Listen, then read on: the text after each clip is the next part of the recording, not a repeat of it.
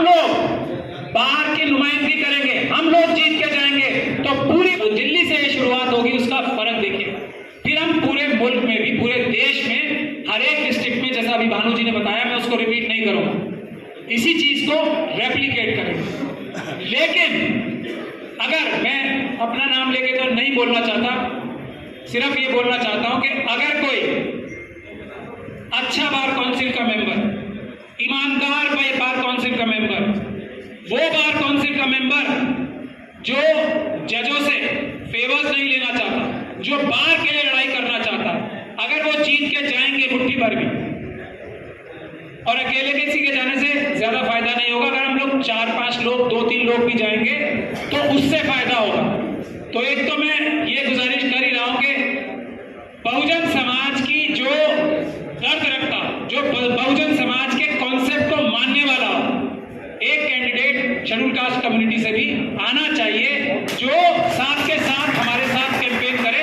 हम दोनों यही कम्युनिटीज मिलकर साथ कैंपेन करें। तो भानु जी, अय्यर सिंह साहब मौजूद हैं, हमारे दूसरे सीनियर साथी मौजूद हैं। मैं आप लोगों से इस स्टेज के माध्यम से गुजारिश कर रहा हूं कि एक कैंडिडेट भी ऐसा होना चाहिए, ये बहुत शर्त है, जो भानु जी, कैंडिडेट ऐसा जो बहुजन समाज की का मन रखता हो, नाम से नहीं, कोशिश यही करें, परिवार से नहीं कि पैदा उस समाज में हो गए।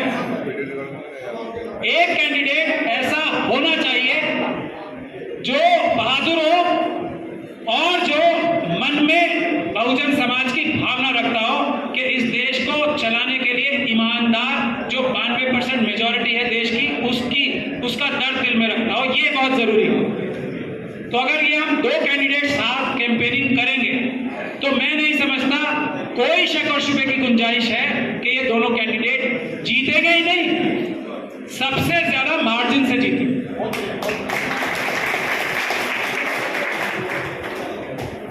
अब इसीलिए ये अनाउंसमेंट आज की जा रही है और इसीलिए आप लोगों से ये सिग्नेचर कैंपेन भी कराया जा रहा है कि बार काउंसिल ऑफ इंडिया को ये बताया जाए कि बार काउंसिल ऑफ इंडिया के ऑफिस बियरर बार काउंसिल नहीं है, बार काउंसिल के मेंबर, जिस तरह इस देश के असली मालिक देश का एक नागरिक है, उसी तरह से बार काउंसिल ऑफ इंडिया के असली मालिक बार के मेंबर्स हैं, जो यहां हम ये बैठे हैं। बार काउंसिल ऑफ इंडिया हो या बार काउंसिल ऑफ दिल्ली हो, वो बार के मेंबर्स की मर्जी से चलेगी, किसी के पदाधिकारियों की मर्जी से, और वो भी गलत मर्जी से नहीं चलेगी। ये इसीलिए सिग्नेचर कैंपेन हो रहा है।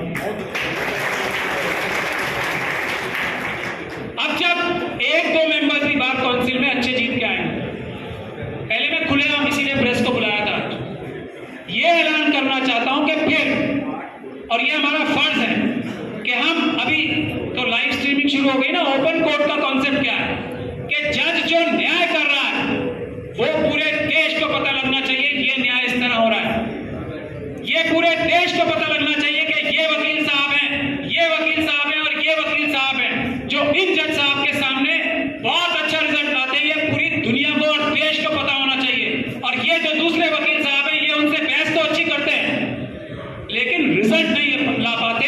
बार काउंसिल के मेंबर्स की ये जिम्मेदारी है हमारे जुडिशियल निजाम को ठीक करने की। ओपन कोर्ट का कॉन्सेप्ट यही है कि जजेस ईमानदारी से काम कर रहे हैं या नहीं कर रहे हैं, ये पूरी दुनिया के सामने होना चाहिए। आज हमारे चीफ जस्टिस लाइव स्ट्रीमिंग की बात कर रहे हैं ना, बहुत अच्छी बात है, ये भी उसी कॉन्सेप्ट से आता है कि जज ठीक काम कर रहे हैं या नहीं कर रहे हैं, इसका फैसला देश की जनता करेगी, और उसका फैसला उसको फैसिलिटेट करने का कि देश की जनता ये जाने कि जजेस ईमानदारी से काम कर रहे हैं, नहीं कर रहे हैं, ये जाने, तो उसके लिए बार काउंसिल की सबसे बड़ी जिम्मेदारी है। बार काउंसिल की जिम्मेदारी ये है कि किन किन लोगों को किस किस बुनियाद पे कोर्ट से कोर्ट कमिश्नर बनाया जाता है। कोई क्राइटेरिया है, कोई लॉजिक है? नहीं है। बार काउंसिल की जिम्मेदारी ये है कि जो ये मीडिएटर और मीडिएशन सेंटर्स में जो आर्बिट्रेटर्स बन रहे हैं, ये कौन से क्राइटेरिया से बन रहे हैं? क्या ये फ्री एंड फेयर क्राइटेरिया है या नहीं है? क्या एक ही मुट्ठी भर लोग रिपीट हो रहे हैं? बार काउंसिल की जिम्मेदारी ये है कि ये 50-60 जो ग्रुप्स हैं दिल्ली में, उनके अलावा क्या लॉयर्स बाकी काबिल नहीं लगे? ये बार काउंसिल की जिम्मेदारी है। अच्छे मेंबर्स जाएंगे तो ये होगा। जजेस हैं, रिस्पेक्टफुली बात करेंगे मेंबर्स ऑफ द बार से। एक अभी मेरा खुद का केस हुआ है ना, प्रशांत भूषण जी का बताया, मेरे खुद के ऊपर कंटेम्प्ट हुई थी कैट से, अभी सुप्रीम कोर्ट ने बरी किया। तो मुझसे सुप्रीम कोर्ट ने और कैट के चेयरमैन साहब ने एक बार नहीं बार बार ये कहा था कि आप सिर्फ दाएं से बाएं से छुपे हुए लफ्जों में सिर्फ सॉरी कर दो, चलो हम आपको छोड़ देंगे। लेकिन मैंने अपने लिए नहीं, बार के लिए, वकीलों की इज्जत के लिए सॉरी नहीं बोला। मैंने कहा मैं जेल जाने को तैयार हूं, लेकिन ये नहीं होगा कि जजेस जो हैं, जो जुडिशियल ऑफिसर्स हैं, वकीलों के साथ बदतमीजी करें और वकीलों के ऊपर ही कंटेम्प्ट करें और उसके बाद सजा करें विदाउट ट्रायल। ट्रायल कीजिए फिर सजा दीजिए, लेकिन ट्रायल होता तो मैं सुरखरू निकलता और वो जज साहब जिन्होंने मेरे ऊपर कंटेम्प्ट लगाई थी सजा उनको होती। तो मैंने इसीलिए पूरी बार के खातिर वो कंटेम्प्ट सुप्रीम कोर्ट तक झेली और आज एक वो बहुत बड़ा मिसाल बनी कि वकीलों के साथ कंटेम्प्ट की प्रोसीडिंग्स बगैर ट्रायल के नहीं हो सकती।